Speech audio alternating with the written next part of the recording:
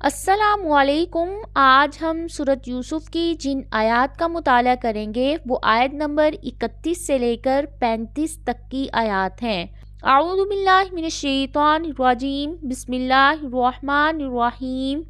فلما پھر جب سمعت اس نے سنا بمکرہن مکر ان عورتوں کا، ارسلت اس نے بھیجا الیہن ان کی طرف دعوت نامہ، وَآتَدَتْ لَهُنَّ اور تیار کی ان کے لیے متکئن مسندیں، وَآتَتْ اور دی کُلَّ وَاحِدَةٍ ہر ایک عورت کو مِنْہُنَّ ان میں سے سکیناً ایک چھڑی، وقالت اور کہنے لگی اخرج نکل آ علیہن ان پر، فلما پھر جب ان عورتوں نے دیکھا اسے، اکبرنہ مرعوب ہو گئیں اس سے، وقطعنا اور کاٹ لیے ایدیہن اپنے ہاتھ، وقلنا اور کہنے لگی حاشا للہ بے عیب ذات اللہ تعالیٰ کی، ما ھذا نہیں ہے یہ، بشرن کوئی انسان، ان نہیں ہے ھذا یہ، الا مگر ملکٌ فرشتہ، کریم معزز۔ عزیز مصر کی بیوی کو جب یہ معلوم ہوا کہ شہر کی کچھ عورتیں اپنے مجلسوں میں یوسف پر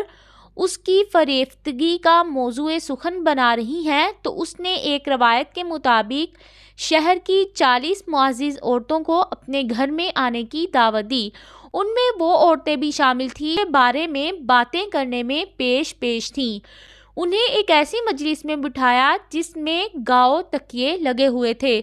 اور ہر ایک کے ہاتھ میں ایک چھڑی دے دی تاکہ اپنے سامنے رکھے ہوئے گوشت اور پھل کاٹ کر کھائیں۔ اس کے بعد یوسف سے ان کے سامنے آنے کو کہا۔ عورتیں انہیں دیکھ کر ان کے غیر معمولی حسن و جمال سے ایسا متاثر ہوئیں کہ اپنا ہوش کھو بیٹھیں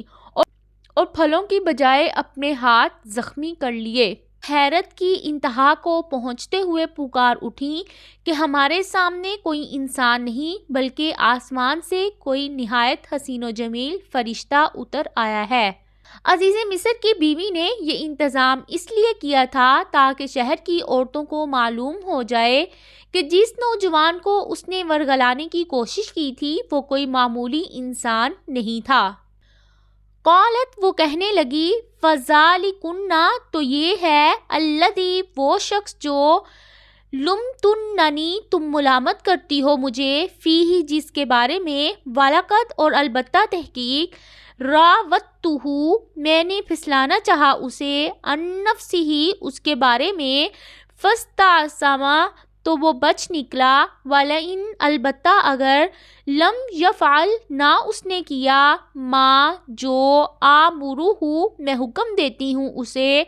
لیسجنن البتہ وہ ضرور قید کیا جائے گا، ولیکون من الصاغرین اور البتہ وہ ہو جائے گا ذلیل ہونے والوں میں سے۔ عورتوں کی مدہوشی دیکھ کر اس کو مزید حوصلہ پیدا ہو گیا اور شرم و حیا کے سارے حجاب دور کر کے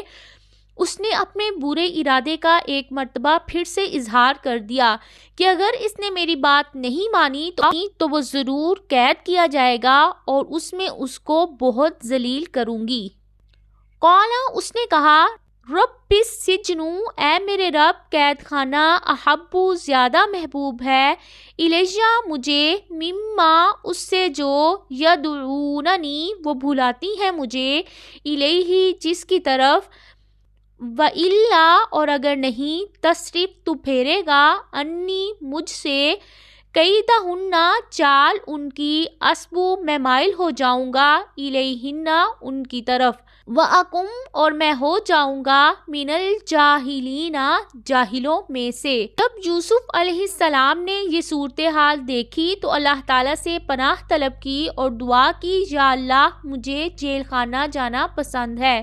مگر تو مجھے ان بد ارادوں سے محفوظ رکھ، ایسا نہ ہو کہ میں کسی برائی میں پھنس جاؤں، ورنہ مجھ میں اتنی طاقت نہیں کہ مجھے اپنے کسی نفع اور نقصان کا کوئی اختیار نہیں، تیری مدد اور تیرے رحم و کرم کے بغیر میں کسی گناہ سے رک سکوں اور نہ ہی رک سکوں گا۔ میں تجھ سے ہی مدد طلب کرتا ہوں، تجھ پر بھروسہ رکھتا ہوں، تو مجھے میرے نفس کے حوالے نہ کر کہ میں ان عورتوں کی طرف جھک جاؤں اور جاہلوں میں سے ہو جاؤں۔ فاستجابا تو دعا قبول کر لی، لہو اس کی، ربہ اس کے رب نے،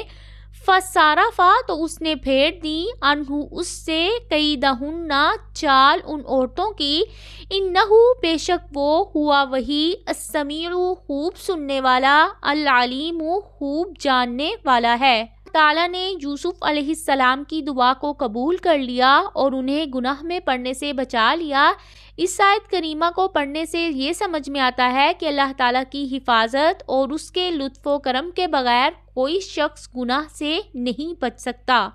ثم پھر بدا ظاہر ہو گیا، لہم ان کے لیے، من بعد اس کے بعد، ما جو،